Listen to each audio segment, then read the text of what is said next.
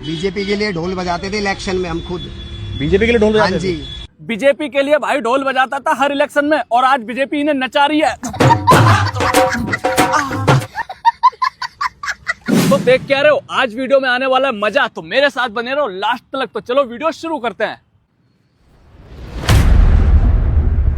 तो चलिए शुरू करते हैं। इनके इलेक्शन में खुद ढोल बजाने जाते थे हम, और आज जो है हाँ अब वो हमारा ढोल बजा रहे हैं। लो यहाँ पर तो भाई को खुद पता है कि आज इनका ढोल बज रहा है, तो हमें तो कुछ बोलने की जरूरत नहीं है।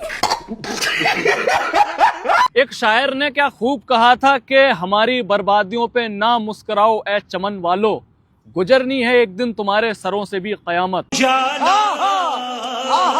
तो पहले तुम ये वीडियो देखो। सुबह सुबह उठ के खाली पेटी निकल जाते थे ढोल लेके इलेक्शन के लिए, बीजेपी के प्रचार के लिए। हाँ जी बिल्कुल। अच्छा, लो भैया, मैडम जी भी निकल जाती थी सुबह सुबह ढोल बजाने, और आज मैडम मेरा मतलब कुछ नहीं यार, हटा दूसरा वीडियो देखो।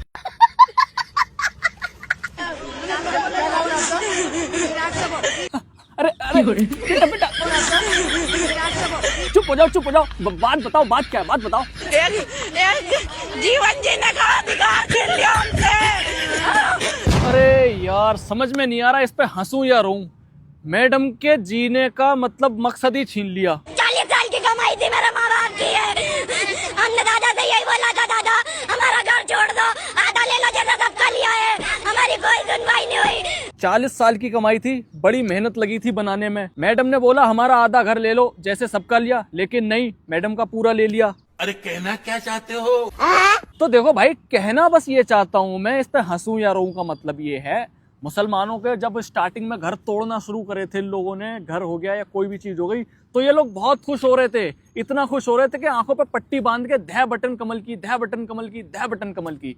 अब क्या हो गया मैडम? यहाँ पर तो वो बचपन वाली कहावत याद आ गई, जब हम पेड़ पे चढ़ते थे या बच्चे हम सारे आपस में खेलते थे, तो किसी के चोट लग जाती थी तो बाकी के बच्चों में से कोई ना कोई हंसने लगता था, तो हम बोलते थे हंस मत, क्योंकि जो हंसता है फिर बाद में वही रोता है। बात तो सही है। तो फिर बाद में थोड़ी देर में ऐसा होता था कि उसके चोट लग जाती थी, फिर बाद में हम लोग हंसने लगते थे। तो यहाँ पर भी वही सीन हो रहा है, पहले ये हम पे हंसते थे और आज हम इन पर रो रहे हैं। कोई सरकार काम नहीं आती, बस जीत जाती है, उसके गले पे कंचा लग जाती है, जो कि आज ये दिन देखना पड़ रहा है। हम लोगों का कोई अधिकार नहीं है, हमें जोर से तो मार दो, और हमको कचरा लेके जाना है आप लोग। लो भैया, ये तो मरने की बातें करने लगी हैं तीनों।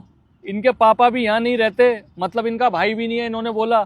तो भैया वो धर्म के ठेकेदार कहाँ गए, जो धर्म के क्या बोलते हैं, धर्म के ठेकेदार मतलब जो रक्षक बने फिरते हैं धर्म के, मतलब गौ रक्षा तुम तो कर लेते हो, बहन बेटियों की भी रक्षा करना सीखो। वो भांड कहाँ है, वो हराम के जने कहाँ हैं, जो लोगों को देश छोड़ने के 1-1 करोड़ रुपए देते हैं?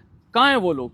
जाके इनकी मदद करो, जाके दूसरा नया घर दिला दो इन्हें। देखो भाई, पहले तो मैं भी बीजेपी को, मोदी जी, योगी जी को गलत समझता था, लेकिन जब से मैंने ये चीज देखी है तब से यार दिल में मोहब्बत बढ़ गई इन लोगों के लिए। क्योंकि भाई पहले ऐसा लगता था कि ये एक तरफा कार्रवाई करते हैं सिर्फ मुसलमान को, लेकिन नहीं, ये तो सबका एक तरफ से बराबर करते हैं जो करते हैं। भाई बराबर करोगे तो फिर उसमें कोई दिक्कत ही नहीं होगी। ये बड़ी अच्छी बात कही आप। तो देखना क्या है, आगे से बीजेपी को वोट हम भी देंगे। नहीं। देखो, मैं यहाँ पर इन लोगों की हंसी नहीं बना रहा हूँ और ना मजाक उड़ा रहा हूँ बिल्कुल। तो मेरा मकसद बस इतना है कि इन लोगों की आंखें आखिर कब खुलेंगी, कब? जब यार ये सारे लोग सरकार से परेशान है, तो सरकार को जिता कौन रहा है, कौन ऐसे लोग हैं जो सरकार जीत रही है? सवाल यहाँ पर उठता है। सारे लोग परेशान हो रहे हैं, मतलब या तो ये पहले लालच में आ जाते हैं, या फिर इनके साथ बाद में ऐसा होता है। वो अभी बोला था ना मैडम ने कि अगर पहले पता होता तो हम बीजेपी को वोट ही नहीं देते। अरे पहले थोड़ी ना पता होता है, कुछ भी पता लगाया जाता है ना पहले।